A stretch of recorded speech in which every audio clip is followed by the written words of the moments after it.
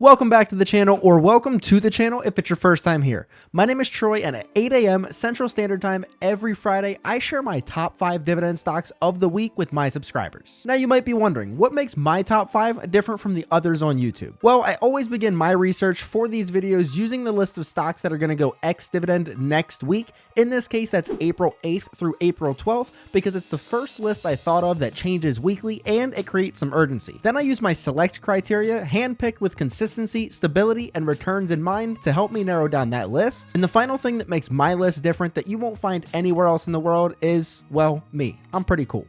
I want to grow up to be just like him. Before we go any further, I want to take a second to tell you what the goal of this series is and is not. The goal is to provide my subscribers with a source of dependable and quality dividend stock information to be used as a springboard into your own research. The goal is not for the information in this video to be used as financial advice or a reason for you to blindly follow a YouTuber and take these videos as stock suggestions without doing your own due diligence.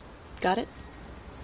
Got it. Now, if you agree to use these videos for their intended purpose, feel free to subscribe and ring the bell so you get notified when these videos and my other dividend content goes live. And while you're down there, click on that thumbs up button to help me continue to grow the channel. With all that out of the way, let's see which stocks made the list this week. Coming in as my 5th favorite stock on this week's list of stocks that have ex-dividend dates of this coming week is Erie Indemnity, stock ticker ERIE. Erie Indemnity is a quarterly payer in the financial sector, paying $5.10 per share per year, with a forward dividend yield of 1.29%.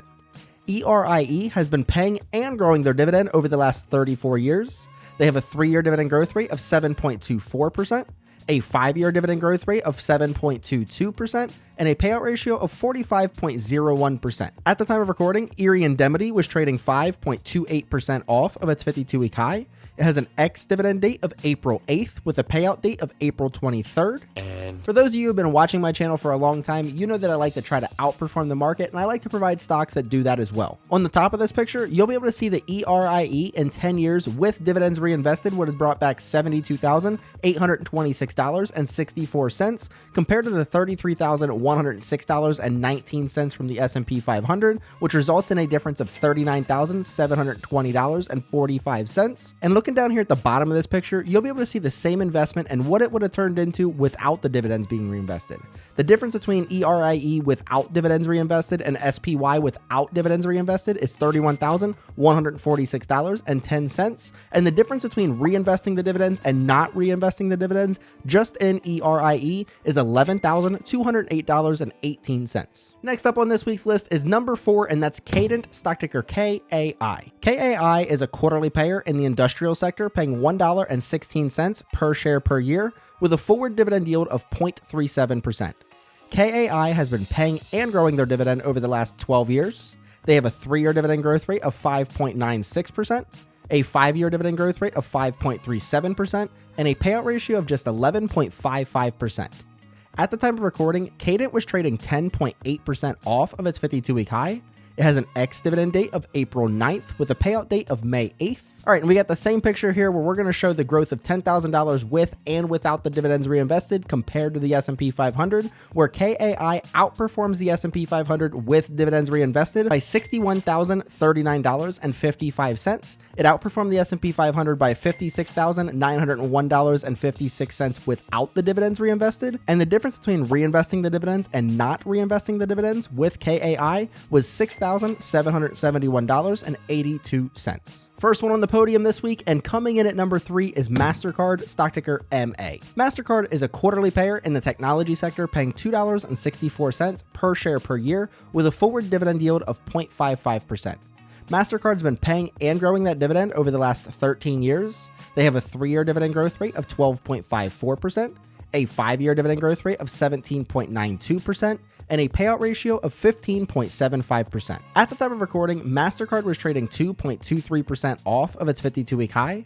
It has an ex-dividend date of April 8th with a payout date of May 9th. And looking here again at this picture, you guys can see that MasterCard would have brought back $68,129.01 over the past 10 years, which outperforms the S&P 500 by $35,022.82 with the dividends being reinvested. It would have brought back $65,802.19 without the dividends being reinvested, which is a difference of $35,329.83. And the difference between reinvesting the dividends and not reinvesting the dividends with your returns from MasterCard would have been $2,326.82. So we're a little bit over halfway through this week's video, and now's a great time to leave a like on the video if you haven't already, as it helps me grow the channel. And also let me know if you own any of these stocks mentioned in today's video and how they're doing for you down in the comments. I look forward to reading your responses and see if these stocks are treating you right. But now, let's get to my top 2 stocks. Coming in at number 2 and the runner-up on this week's list is Quanta Services, stock ticker PWR. PWR is a quarterly payer in the industrial sector, paying 36 cents per share per year with a forward dividend yield of 0.14%. PWR has been paying and growing its dividend over the past 6 years. They have a 3-year dividend growth rate of 16.27%, a 5-year dividend growth rate of, get this, 52.51%, and a payout ratio of just 3.75%. At the time of recording, Quanta Services was trading 2.75% off of its 52-week high. It has an ex-dividend date of April 8th with a payout date of April 17th. And that $10,000 investment into PWR 10 years ago, while only reinvesting those dividends since then, would have grown all the way up to $71,229.35, which is a difference of $38,123.16 over the S&P 500, while as the returns of PWR without the dividends being reinvested still would have been $70,413.60, which outperforms the S&P 500 by $39,941.24, and the difference between reinvesting the dividends and not reinvesting the dividends in your total return with PWR would have been $815.75. And if we can get a drum roll before we get to number 1 to build some suspense. Thank you for that. And now let's get the number 1 on this week's list, where we have Intuit, stock ticker INTU. Intuit is a quarterly payer in the technology sector, paying $3.60 per share per year with a forward dividend yield of 0.58%. Intuit's been paying and growing their dividend over the last 13 years. They have a 3-year dividend growth rate of 14.13%, a 5-year dividend growth rate of 14.59%, and a payout ratio of just 18.92%.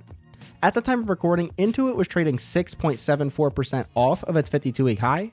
It has an ex-dividend date of April 9th with a payout date of April 18th, and a single lump sum investment of $10,000 into Intuit 10 years ago, while only reinvesting dividends since then, would have turned into $88,293.36, which would have outperformed the S&P 500 by $55,187.17, while as the same $10,000 investment invested into Intuit again 10 years ago, but this time without dividends reinvested, would have turned into a modest $83,510.96, which still outperformed the S&P 500 by $53,038.60. And the difference between reinvesting those dividends and not reinvesting the dividends into Intuit would have been $4,782.40. And just like that, you just saw my top 5 dividend stocks for the week of April 8th through April 12th. If you're just now seeing this video and it's after the dates mentioned in the video, make sure you're subscribed and tune in every Friday at 8 a.m. Central Standard Time so that doesn't happen again. With that being said, you can still use this video as a good source of stocks that you might not have otherwise known about to see if it fits your investing goals and your timeline. I hope you enjoyed yourself and learned a thing or two in this video, and don't forget to let me know if you own any of these stocks and how they're doing for you down in the comments. But until next time, see you.